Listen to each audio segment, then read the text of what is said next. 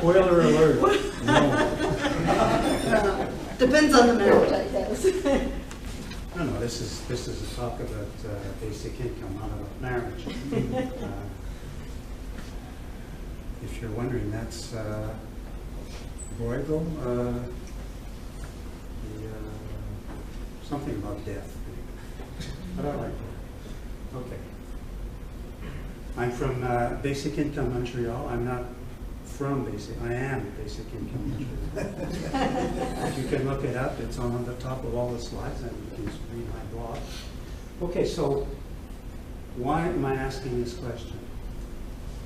It's a metaphor for what we do constantly in the basic income community. We try and explain how basic income works, the mechanics, how we can pay for it, and things like that. People are not interested in that. And it's counterproductive to try and talk to them about it. Love and marriage, horse and carriage, and whatnot. And it says one doesn't go without the other. It doesn't. But that's what we're doing with our advocacy of basic income. We're putting the cart before the horse. What the correct way to do it is to first explain what universal basic income does. And I tried to represent the relief of stress, which is one of the basic things that it does, rather than to explain how it works and the mechanics of it and how we're going to pay for it. UB benefits, and that's the way we should approach it. We talk about health, especially in young children. That's always a good place to start, because there's nobody who's against helping children. We have to eliminate economic insecurity. It's an answer to automation. Our first speaker mentioned the fear of automation, so that's a good argument. We're all in the same boat on that. Provides more opportunities for all, which is also something that's not contentious. Fosters creativity. It's a human right. I put that way down at the bottom because I've heard it a lot, in the last day or so about it's a human right. But I don't think it's an argument that is really that really grabs people's attention. And I put at the very end that it reduces poverty. There's a mistake in my slide. It sort of slipped below the surface there, but that's the right way. That's where it should be. The common perception is that basic income serves to reduce poverty. I don't agree. I think there are many other things that basic income does that we should mention before talking about poverty. And it's counterproductive to talk about poverty because people who aren't poor don't want to hear about the poor. All they say, you want to make me feel guilty. You're suggesting that I'm not a nice person, and you get resistance. And with resistance, that's about the cost also. The first objection to basic income is this is the second. Get to the first one afterwards. A cynic is a man who knows the price of everything but the value of nothing. So we're trying to talk about what this thing is going to cost before we talk about what the benefits are and how we're going to profit from it. Right. So the number one objection to universal basic income, I call the laziness argument.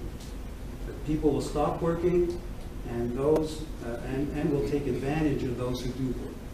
In a nutshell, that's basically it. And what it's based on is a notion of fairness. Very difficult to get people to think rationally about this issue. Question of the welfare queens, which we've all heard about. You explain to people that if you dig into the numbers and you try and figure out how many people are actually defrauding the system. They did a study in Quebec. They found that there was, I don't know, maybe 10% of people who were technically fraud, but most of those people were just people who couldn't figure out how to fill out the forms. So they made mistakes on their forms, and they said, "Oh, that's fraud. You lied." I said, "Shit, I can hardly read," and then you're calling me a fraud. But barely 1% of people were actually, gaming the system. They had a system worked out to cash more than one check and things like that. How much does it cost to have inspectors go out there and catch these people? There's so few of them, and so the fewer there are, the harder it is to catch them. So the more it costs to send people out to catch them. So if you explain to people, listen, you're spending 10 times as much on the inspectors than you're spending than the problem is costing. I don't care. It's not fair. That's the reaction we get. We talked about confirmation bias. That's one of the big problems with the whole issue of basic income, is that people pick up what they want to hear. So if you try and argue rationally with someone about basic income, they're going to just pick out the data that supports their own prejudice, and you're only strengthening their prejudice. Another way of looking at it is there's this cartoon that says, "Unfortunately, this is how the brain works. Sir, we're receiving information that conflicts are the core of our belief system. Get rid of it."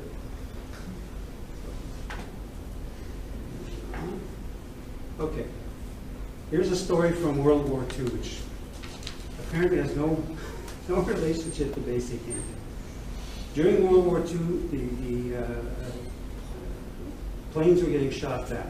They came back from the bombing runs, and here's on the right you see the before and after pictures. So the white areas, the black areas where the bullet holes were found, and the white areas where there was no bullet holes. So the generals said, "Well, we've got to, put armor on all of these places where the bullet holes are." And this statistician told them, "Well, no, that's wrong.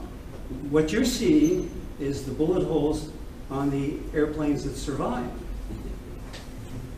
Where you need the reinforcement is where there are no bullet holes, because those are the planes that never got back." So my question at the bottom is, are social policies attempting to find the bullet holes? When you see a problem, the perception of the problem doesn't always rely only on the straight data. You have to know you have to have an insight into what that is.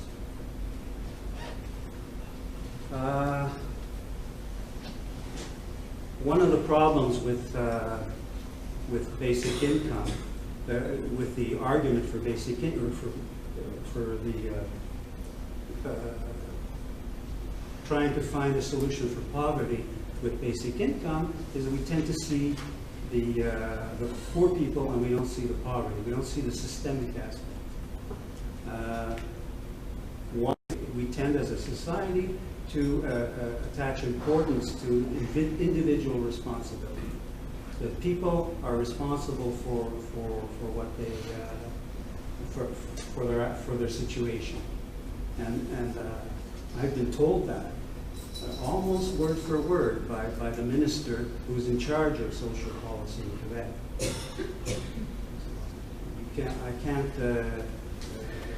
I can't find a job at my age, and says, "Well, we'll have to ask you what choices you made in life. Did you get a good education? Everything."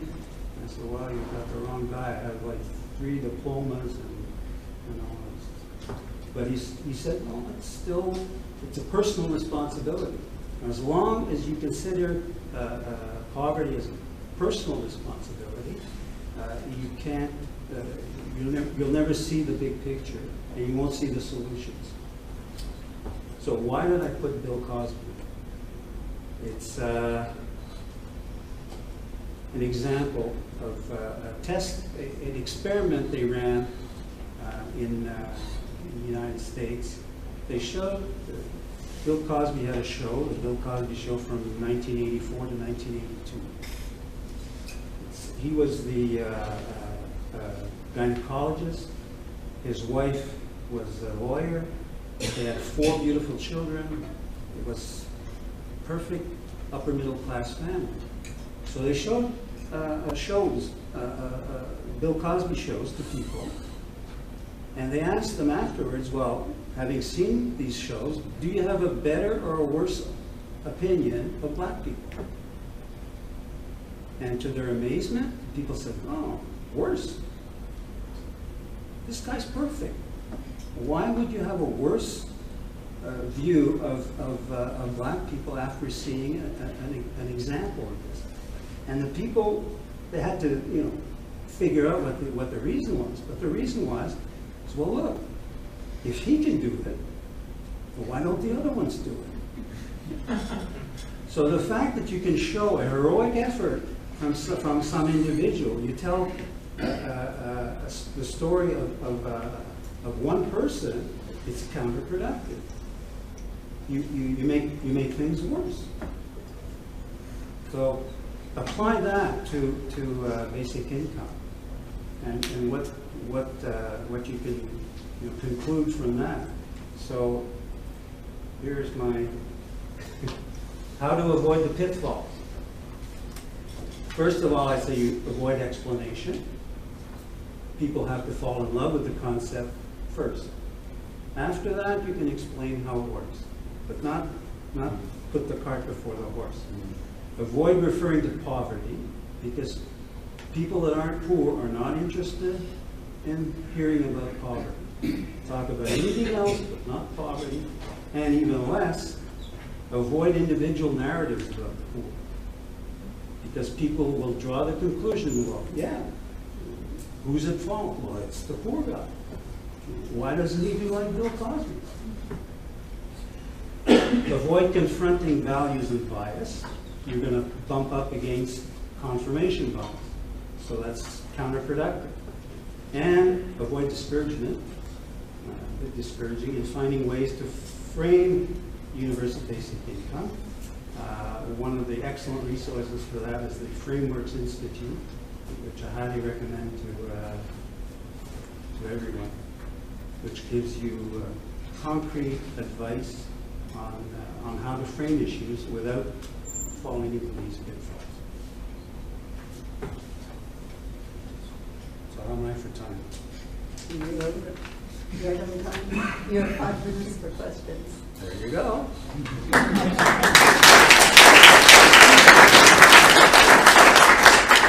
Can you just explain the Oscar Wilde quote? You said you go back to it. The Green Sure. You've never heard that one? It's a cynic knows the price of everything, but the value of nothing. I know that was just in the context of UBI. Is there more to it, or that doesn't make sense? Well, yeah, in the context of UBI, is that we spend a lot of time discussing the cost. Can we finance it? How do we finance it? And so on. But we spend little time on the value. It's what do we get out of UBI? What does it provide individuals? What does it provide society? How does it help children? How does it help? That's it. You have to get away from the nitty-gritty of how it's going to work. Yes? Does that slightly contradict your previous line when you said we shouldn't be talking about value and bias? I'm assuming it doesn't, but you explain there's an apparent dichotomy there. Well, when I say you shouldn't confront values, You shouldn't try and convince people that giving away money for free is a good idea, because they're gonna shoot you down. They're gonna say, well, that's not fair. Those aren't the values I'm talking about. I'm talking about the values of fairness, which underlie the prejudice. Talk about fairness. Talk about, is it fair that we spend 10 times the amount of money to catch frauders, and it's coming out of your pocket? Is that kind of policy you want? Now, if you frame it that way, you're likely to get a positive answer. Yes? Is there a lot of interest in Quebec about the experiment that's underway here in Ontario with basic income? Is there a lot of interest? How closely is the Ontario basic income pilot being followed in Quebec? I don't know. It's a hard one to answer. I don't know that it's certainly reported in the news, but there's not much debate about it. We're too well. This is the pamphleteer in Quebec. Recently they put through a law called Law 173, which is called the law to implement basic income in Quebec. So it's, mission accomplished if you want to look at it that way. But the fact is it's not a universal basic income in any way, shape, or form. What they've done is they've taken the distinction that exists in Quebec between the people on welfare who are able to work and those who aren't able to work.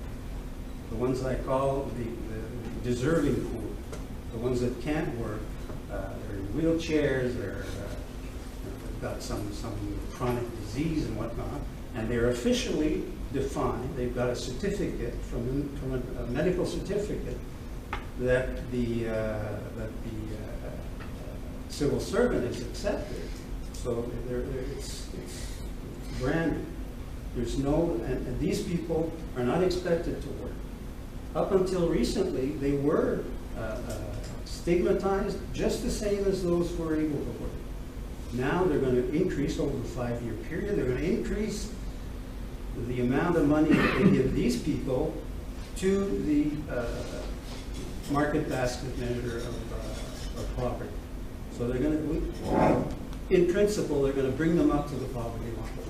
The others, the undeserving poor, are specifically going to stay at 50% of that level. So those people are getting no breaks, and they're expected to live on half the minimum that it takes to live. So, go ahead. I just want to thank you for that. I just want to say that a quick comment and question. Just your strategy here is reminiscent of Pascal. So Pascal makes a distinction between persuasion and argumentation or demonstration. Yes. And he says to really convince people of something, you have to make them want to believe it's true. You have to make them love it before then. And so I found that really helpful in terms of how you're saying, look, that's actually the strategy we need to take. And so my question for you is, how do you make people love it? How do you make people want it to be true, want it to be enacted? What are some strategies for doing that? For appealing, Pascal thinks you have to appeal to the heart, these sorts of things. So I'm just wondering what strategies are on that. Can I set up while you answer? Sure. That's I haven't got there yet. But I have one suggestion, right? Is rather than talk about the lazy people who aren't pulling themselves up by their bootstraps. That's counterproductive. We want to talk about their children. And as I mentioned, nobody is against helping children. If you find some guy who says, "No, I don't want to help kids," well, call the police. You got a psychopath. So start there, and then move slowly by questioning. Okay, well, you want to help their kids? Yes. Oh yeah, what about their lazy parents? Yeah, but the kids are not lazy. The kids didn't ask for to be here, and so on, and you work it that way. That's one example. Thank you. So just a bit about me. I run an 8-figure business. We do conferences for software engineers, 7,000 engineers a year, events in New York, San Francisco, London, China, Brazil. We have a news website for engineers as well. That's over 1 million readers a month. And when I first heard about basic income, I got really excited. Wow, this is a policy that can tremendously reduce fear and anxiety in society, create basic opportunity for everyone, and lead us to this post-capitalist utopia. But I was surprised that this discussion was steeped mostly in poverty reduction and robot apocalypse. So I thought, well, what can I do? Well, let me leverage my platform as a business leader, and as I explored the business cases for it, I realized this is a really strong case. So what I want to do is talk to other business leaders, chambers of commerce, and just talk about the values that are not just poverty reduction and robot apocalypse, and they're quite strong. So in this talk, I'm going to give you those arguments, which you can use as well, and I'm interested in feedback on other arguments I missed. I was told they only have 15 minutes, so I left out some really good stuff, but these are some of the main things that I think would work with the mainstream business audience, mainstream media, and conservative leaning. So that was the goal. So basic income, what I want you to take away is that it's pro-growth, it's pro-business, and it's pro-free market. I'm amazed that this doesn't get talked about more. The first main point is that it's a permanent economic stimulus. Grow the economy, that's good for business. I'm sure you've all heard in this room about a study from the Roosevelt Institute that talked about if a basic income at $1,000 a month was implemented in the US, it would grow the economy by over 12%, creating 4.5 million new jobs, creating more than $2.5 trillion of new economic activity per year. That's pretty amazing. How is it that a basic income could grow jobs and stimulate the economy? It's quite simple, more customers. What could be more pro-business than having more customers? That's usually the first thing I say to business people. Food service, gyms, massage therapists, insurance, car sales, chiropractors, you name it. This will help every business that sells anything to any consumers. It'll help businesses that sell services to other businesses because their clients will have more revenues. I can't believe the business community isn't all over this. You know, I have to tell them. It's like there's such an obvious point. It'll increase the velocity of money. That's the number of times one unit of money is spent moving through the economy as goods and services are purchased. Basic income will help those who have the least, the most. And people in poorer circumstances spend far more as a percent of their earnings, 100 to 110%, than those in rich circumstances, who may spend 5 to 10% of their earnings. This is not speculation. It's already been definitively proven that programs like this that invest more in people who have less have a 5 times return to the economy than certain kinds of tax cuts. So I'd say the ultimate proof that a basic income is an economic stimulus comes from a central bank governor of last year's fastest growing economy in the G7. Who was it? Canada. The central bank governor of Canada said in a podcast interview on CBC that the Canada Child Benefit added 0.5% to GDP growth in 2017. This is a program where families get up to $500 a month per child. It's been called a basic income by federal ministers. The governor further said that you can see the impact in the consumption figures. He actually said that. We would not be here today if this had not occurred. That program launched midway through 2016 and it had a huge impact, putting Canada again in the lead position in the G7 for growth, faster than the US, Germany, and the UK. And that's only with not a universal basic income, that's a targeted basic income for children. Imagine how much more growth we would have had if it was extended to all children or to all working class adults. Almost 400,000 jobs were created in 2017, the biggest gain since 1999. Why that year? This is my own discovery. If you look at 5 years of unemployment rate in Canada, you'll see 3 years of flat line, no change. And literally the month after the payments began, you see this downward slope in unemployment rate in Canada. Now, I'm not saying that this is the cause. It's certainly correlated. If anyone has any other theories, I'd like to know. But this is pretty remarkable. And unemployment now is at its lowest rate in 40 years. So again, imagine if the program was bigger than just means tested for children. It's not means tested. Well, but it scales with income level, right? That's probably the wrong word. So why is this? Well, my hero, Nick Hanauer, is a billionaire venture capitalist from Seattle. Those of you would do well to look at him up, because his philanthropy is he develops anti-trickle-down economics narratives, and it's a lot of my talking points in certain styling I've modeled after him. He's so cool. And he says, I can say with confidence that rich people don't create jobs, nor do businesses large or small. What does lead to more employment is a circle of life feedback loop between customers and businesses. And only consumers can set in motion this virtuous cycle of increasing demand and hiring. I mean, it seems kind of obvious. Like, I love people, but I don't hire because I want to work with more people. I hire if I predict future growth in demand. That's just a common sense thing, but people seem to lose sight of that. You only hire if you can predict future growth. We need more consumers. So to summarize, if we want to grow the economy, businesses want more customers, we need to invest in our people. And as I'm going to soon show, a large portion of society today is currently structurally locked out of participating in the economy, including them with the basic income might be as big for growing the economy as it was when women entered the workforce. That could be a big deal. Therefore, basic income is pro-growth. It is a pro-business economy policy. Now, the idea that we can grow the economy through a simple demand-side stimulus may seem simplistic. Economists would say, well, that's not going to work, because if supply isn't scaling at the same time, prices will change, and it's not a lasting effect on GDP. But the good news is, we have been in deflation on basic consumer goods for decades. The cost of technology high technology has been coming down as well, very fast for decades.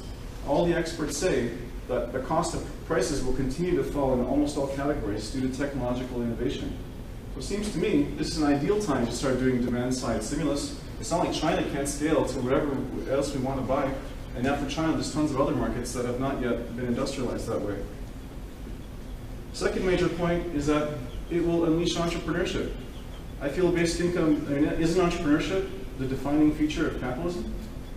Entrepreneurs are being said to be the next superpowers, in that they're going to take on a lot of problems that governments often take on, such as the new wave of social entrepreneurs taking on problems with food and with the environment. We need more of that.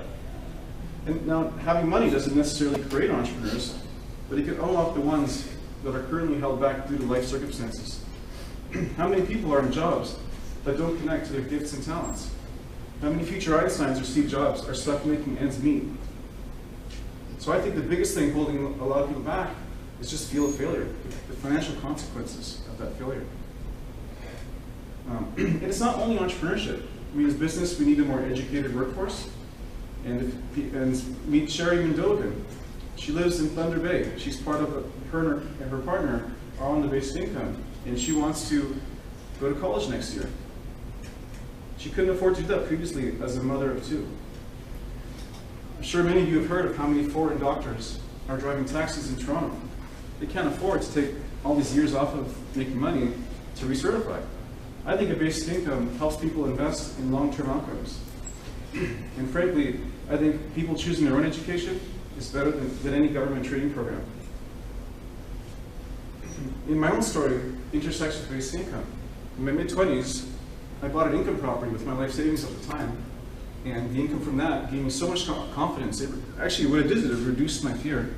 And with that sense of confidence, I quit a good, high-paying, middle-class job to start my business. And now I employ 50 people. I'm not sure I would have done that if I didn't know that I would always have that income. Mark Zuckerberg said, if I had to support my family growing up, instead of having time to code, I wouldn't be standing here today. That's pretty awesome. I need some water.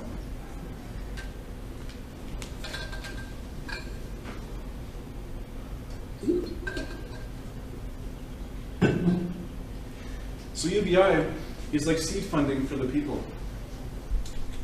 Venture capitalists all know, and that's what they do every day. They fund innovation. And a lot of VCs, surprisingly, are speaking up. And they know because what they do every day is they subsidize, and they say this will subsidize the earliest stages of innovation.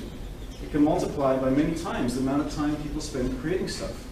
They know venture funding is like UBI for entrepreneurs. So just extend that thinking here. Y Combinator is one of the top incubators in San Francisco. And its president, Sam Altman, said Airbnb and Reddit would not exist today had they not gotten something like a basic income from YC. He himself went through Y Combinator. He got $12,000, that's the number, invested in his company, which he used to live off. Y Combinator, by the way, is not only doing entrepreneurial things, it's kind of interesting that on the side, they're also organizing some basic income trials in the US with private money. That's how much they think that this is the future. It's time to shift the debate away from what a few lazy people might do. In the VC community, it's known that 1 in 20 investments overall will win, and they'll win big, make the whole portfolio succeed. So maybe some people might do nothing with it, but enough people will use it to create enough economic value and new innovation that will help.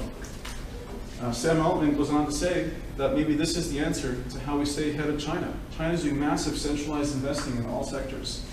We're not into centralized planning as much in this part of the world, so why don't we invest in decentralized innovation? Let's invest in society at large and see what comes out of that to solve problems for humanity. The third major segment is on economic sustainability. I think basic income will add sustainability to businesses and the economy at large. It'll allow us to better manage recessions, and it'll allow us to manage long-term risks due to technological displacement that's coming. Libertarian economist Friedrich Hayek saw it as a sort of a floor below which no one need fall, even when he's unable to provide for himself. So in that way, isn't it also a floor for the whole economy? Isn't the economy comprised of people? And when people are afraid because there's a downturn coming or some crazy thing happens, they respond in fear. And that fear can lead to cascading effects that make everything worse. What businesses need most is stability, to be able to predict future earnings, plan and hire investments accordingly. Therefore, basic income is a form of automatic stabilizer, a form of economic insurance. We know our customers won't go into as much of a panic of belt tightening because they know they'll always have to be able to afford food to eat, a place to live, clothes to buy. Oops. Consumer confidence drives economic growth, so protecting consumer confidence is a good thing for business and will keep it more sustainable. Looking long term, however, we have some huge risks ahead of us. This is a graph showing how the top 1% is now earning twice the share of income of the bottom 50% since 1980. And you can see how these two groups have shifted places. That's over $1 trillion a year that used to go to wages. Now it goes to shareholders and executives. See that green line? That's your customers. Well, it's your customers' customers. No matter what, it's definitely our falling potential for revenue growth. That's what's happening in society. And all the trends now are pointing to this accelerating even faster, even faster. Like, I don't see any trends that will reverse this on its own. If nothing changes in another 30 years, the top 1% will own 36% of income. The bottom 50 will have 6%. That's not a capitalist economy anymore. That's a feudalist economy. That's Game of Thrones stuff, like kings and peasants. What's going to stop us from heading there? You know, that's where the trend lines are showing. You know, people can't eat their iPhones. Technology advance is fine, but poverty is coming, and it's crazy. So here we have a model of what an economy could be thought of, where blood represents money and opportunity flowing throughout the body of humanity. On the left is what the economy looks like today in the US, Canada, UK, other developed countries not far behind. You look at it, it's kind of grotesque. The top 0.1% own as much as the bottom 90 in the US, and on a global basis, 300 people own as much as the bottom 50% of the planet. Nearly half of all Americans can't find $500 in case of an emergency. So this body is not working very well, and it's not safe. The whole system is unsafe. And this is why we're seeing a slowing of growth. All the experts are agreeing on this. Literally, our economic growth is slowing down because of this. Growth doesn't come from excess capital in the hands of a few. It comes from people having money to participate in their society. So productivity has been going up, but wages have been going down and mostly the same for 40 years.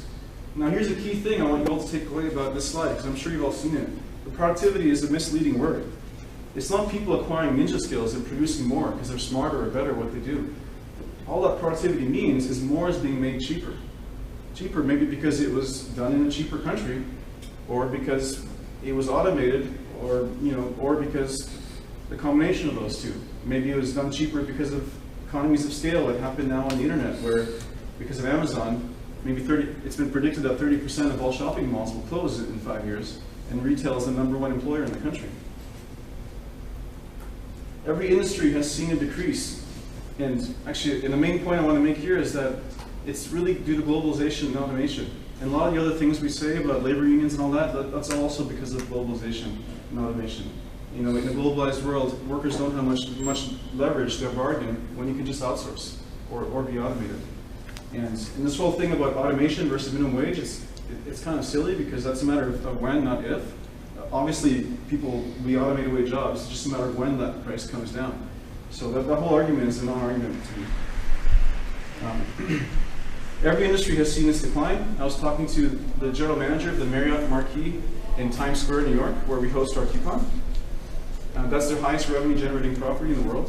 He said that hotel used to need 2,500 people to operate in the 80s. Now it needs only 1,500, mainly due to software gains. Andrew Yang, who's running for president on a basic income platform, the best thing that's happened to this movement, says the real reason Donald Trump was elected is because we automated away 4 million manufacturing jobs in Michigan, Ohio, Pennsylvania, and Wisconsin. Those districts that voted Trump had the most robotic machines operating in those same districts. So much of this job displacement won't look as obvious as a truck driver being fired. It'll look like the last 40 years, where frankly, it just means that less people needed to be hired as businesses scale to meet demand. If less people need to be hired proportionally, that explains why there's downward trends on wages overall. Maybe they less need to be hired because we've hired in other countries where they're cheaper. So at the very least, basic income will help us maintain sustainability as we navigate this dangerous future. Maybe we don't have the answers. Maybe basic income isn't the answer, but it'll certainly make our current businesses, our current society be sustainable until we figure out what comes next. So to conclude again, basic income is pro-growth, it is pro-business, it is pro-free market. As I hope I've shown you, that it'll increase sustainability, both short-term and long-term, on business cycles. It'll unleash the innovative capacity of our society. And it's a stimulus that will 100% increase revenues and increase employment. So if you want to make a difference, donate your time or money to basicincomecannada.org in the US, help Andrew Yang's presidential campaign, write to your politicians, or figure out people I can talk to have more impact as well. Thank you very much.